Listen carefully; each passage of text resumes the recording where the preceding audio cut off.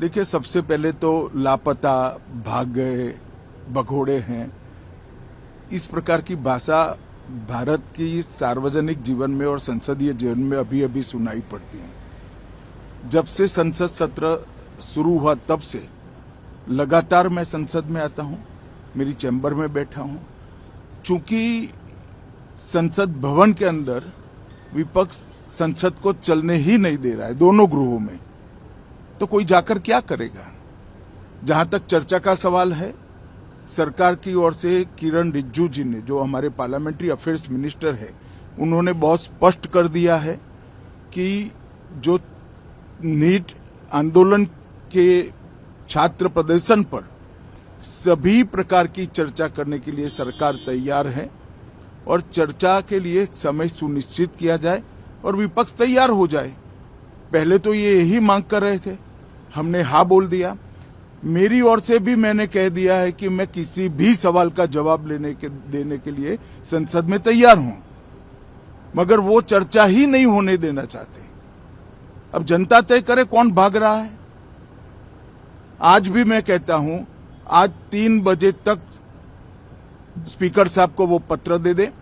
3 बजे से लेकर कल 3 बजे तक सभी प्रकार की चर्चा के लिए हम तैयार हैं। मैं सदन में ही बैठूंगा, सबको सुनूंगा और सब चीजों का जवाब दूंगा। सरकार के पास छुपाने के लिए कुछ नहीं है।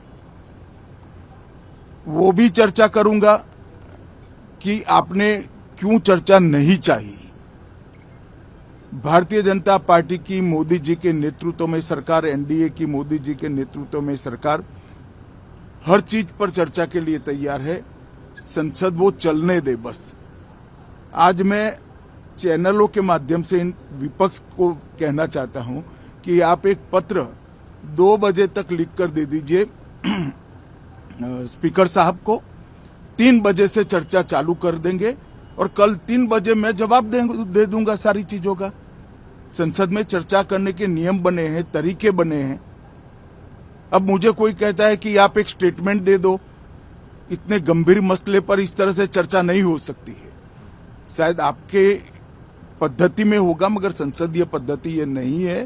संसद में एट लेंथ चर्चा होती है। आज 3 बजे से देर रात तक, जब तक वो बैठे, और कल दोपहर 3 बजे तक हम तो क्वेश्चन आवर भी सस्पेंड करने के लिए तैयार है, अगर स्पीकर साहब अनुमति देते हैं तो। कल 3 बजे तक मैं चर्चा के लिए तैयार हूं। मैं खुद बैठूंगा, हर चीज लिखूंगा और हर चीज का जवाब दूंगा, जिससे देश की जनता के सामने सारी चीजें स्पष्ट हो जाए, दूध का दूध और पानी का पानी हो जाए। अब विपक्ष ने तय करना है कि उनको चर्चा करनी है या हंगामा करना है।